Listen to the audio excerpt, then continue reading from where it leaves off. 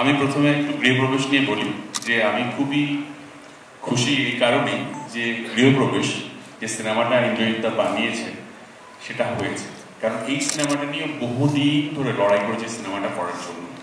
আর বারবার একটা কথাই বলছিল যে আমি ঋতুদাকে একটা ট্রিবিউট দিতে চাই এবং এমন একটা দিনে রিলিজ করতে চাই যেটার সঙ্গে ঋতুদার যে ডেটটার সঙ্গে ঋতুদা যুক্ত আছে কোনো না কোনোভাবে। এবং আমি গল্পটা প্রথম দিনই 2 লাইনে যখন শুনি, জাস্ট আমার শুনে অসম্ভব ভালো লেগেছিল, একটা ব্রিলিয়েন্ট আইডিয়া। এবং তখন এই সিনেমাটার নাম ও রেখেছিল মেঘ পিয়ন, যে নামে অলরেডি একটা গান এই মুহূর্তে বেরিয়েছে, পরে সিনেমাটার নাম চেঞ্জ হয়েছে। এবং সত্যি সত্যি এটা ঋতুদাকে ট্রিবিউট দেওয়া হয়েছে। হয়তো অনেকে ভাববে যে দেখুন আমার সিনেমার আগেও কিন্তু যদি একটা সিনেমা দেখেন সেখানে ঋতুদাকে ট্রিবিউট দেওয়া হয়েছে। এই সিনেমাটা কিন্তু ঋতুদাকে ওইভাবে ট্রিবিউট দেওয়া হয়নি, এর মধ্যে ঋতুদা ঢুকে আছে, এই গল্পের মধ্যে ঋতুদা আছে। এবং আমার মনে হয় যে ছবিটা যখন আপনারা দেখবেন তখন বুঝতে পারবেন যে কিভাবে ইন্দ্রজিৎ দাশগুপ্ত এই গল্পটাতে ট্রিবিউট দিয়েছে ঋতুদাকে। অসাধারণ ব্রিলিয়েন্ট। আমি গানগুলো শুনেছি, আমি ট্রেলারটাও আজকে সকালে দেখেছি এবং তারপরে আমার আইটির সঙ্গে কথা হয়েছে অনেকটা। অসাধারণ অসাধারণ অসাধারণ। আমি সবাইকে একটা কথাই বলবো, সত্যি সত্যি বহুদিন পরে একটা ফ্রেশ এরকম ভাবে একটা সিনেমার গল্প আমরা দেখতে পাবো। আমার মনে হয় এটা আপনারা সবাই মিলে একটু প্রচার করবো। এবার আসলে ঋতুদার কথা। অবভিয়াসলি আমাদের সবার খুব প্রিয় ঋতুদা, এবং আমার যেদিনকে ঋতুদা চলে গেছিলেন তখন আমার একটা কথাই মনে হয়েছিল যে লাস্ট পণ্ডিত যে আমাদের বাংলার, সে চলে গেলেন। হ্যাঁ, তো ঋতুদার সঙ্গে আমার দুটো গল্প বলছি ছোট ছোট করে। প্রথম গল্প বলি যেটা আমার জানি, সেখানে আরেকজন সুপারস্টারও ছিলেন সেই সময়। তো আমি সেই সময় টেলিফিল্ম বানাতাম ইন দ্য ইয়ার 2004-5 হবে আর কি। সো আমি এডিট করতাম ক্যাপস বলে বালিগঞ্জের একটা এডিট রুমে। তো আমার কাছে সকালবেলা আমি সারাদিন ওটার মধ্যেই বসে থাকতাম। সো আমার কাছে একটা ফোন আসলো যে এই একজন আসছে, তুই কোথায় আছিস? আমি বললাম আমি এডিটে আছি। বললো 5 মিনিটে আসছে। বাইরে দাঁড়ালাম, কে আসছে দেখলাম একটা বড় গাড়ি করে, একজন সাদা গাড়ি করে গাড়িটা এসে দাঁড়ালো আমার এডিটের সামনে। নামলেন একজন সুপারস্টার। আমি দেখে চমকে গেলাম। আমি গিয়ে পা ছুঁয়ে তাকে বললাম আপনি? বললেন যে তুই নাকি টেলিফিল্ম বানিয়েছিস, টেলিফিল্মটা নাকি কেউ তো বিক্রি করতে পারছিস না, আমি দেখবো। বললাম তুমি দেখবে এখন? সুপারস্টারের নাম আমি পরে বলছি। সো বললো যে হ্যাঁ কেন, দেখবো চলো। আমি তো প্রথমত খেয়ে গেছি যে 2 ঘন্টা ধরে উনি এখন টেলিফিল্ম দেখবেন। আমি বললাম চলুন। উনি বসে পুরো ছবিটা দেখলেন। দেখার পরে বললো, কিচ্ছু বললেন না, বেরিয়ে গেলেন। বেরিয়ে গিয়ে ফোনে কার সঙ্গে কথা বলছেন। আমি বলছি কি বলছেন, উনি কি টেলিফিল্মটা কিনবেন? টেলিফিল্মটা কি ওনার পছন্দ হয়েছে? ফোনটা ধরো, ঋতুদার সঙ্গে কথা বলবে।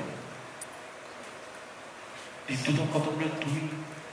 হ্যাঁ, আমাকে বললো, আমি ওর নামটা বলছি সুপারস্টারের পরে একটু পরে। বললো আমাকে, ও বললো ছবিটা খুব ভালো বানিয়েছিস, তুই আমার সঙ্গে কালকে দেখা করিস। তো অ্যাকচুয়ালি তারা দুজন মিলে, সুপারস্টার আর ওই ঋতুদা মিলে তখন একটা কোম্পানি খুলেছিলেন, তার নাম আইডিয়াস। সুপারস্টার তোমার নাম দিয়ে? সুপারস্টার প্রসেনজিৎ চট্টোপাধ্যায়, বুম্বাদা আমাদের। আমি ঋতুদার বাড়িতে গেলাম, ঋতুদার সঙ্গে বুম্বাদার সঙ্গে কথা হলো। ওই টেলিফিল্মটা ওরা খুব পছন্দ হয়েছিল। ছবিটার নাম ছিল একচুট, যেখানে রুদ্রনীল ঘোষ আমার প্রিয় বন্ধু, তিনিও ছিলেন সেই ছবিটাতে আর কি। সেই ছবিটা আমি বানিয়ে নিয়েছিলাম। অ্যাকচুয়ালি একটা টেলিফিল্ম করতে গেছিলাম, প্রচন্ড বৃষ্টি হচ্ছিল সেই সময়, তারাতে টেলিফিল্ম বানাচ্ছিলাম। চলে এসেছিলাম, আর টেলিফিল্মটা পুরো করবার জন্য আমাকে আর একটা টেলিফিল্ম বানাতে হতো। তো আমি কি করবো, নিজের পয়সা খরচা করে আর একটা টেলিফিল্ম বানিয়েছি। ততক্ষণে তারা আর টেলিফিল্ম কেনা বন্ধ করে দিয়েছে। এই টেলিফিল্মটা টাকা কোথা থেকে দেবো? দেখুন, কোনো না কোনোভাবে আমাকে, মানে আমি উপরওয়ালার উপর ভরসা রাখি। তো বোম্বাদার আবির্ভাব, ঋতুদার সঙ্গে যোগাযোগ, এবং ঋতুদা তখন আমাকে একটা আইডিয়া দিয়েছিল যে তুমি পুরো ছবিটা তো পাহাড়ে করে এসছো, তুমি 3টে ছেলে কিনা একটু অফিসে শুটিং করে নাও। তো বললো আমি অফিসে শুটিং করতে গেলে তো খরচা হবে। বললো কোনো অসুবিধা নেই। বললেন ওই সুপারস্টারের বাড়িতে একটা বাড়িটা তৈরি হচ্ছে, তুমি তার বাড়িতে শুট করে নাও। তো বুম্বাদার বাড়ি, এখন যে বুম্বাদা যেখানে থাকে সেখানে অফিস ছিল, তার নিচে আমি শুট করেছিলাম বুম্বাদা।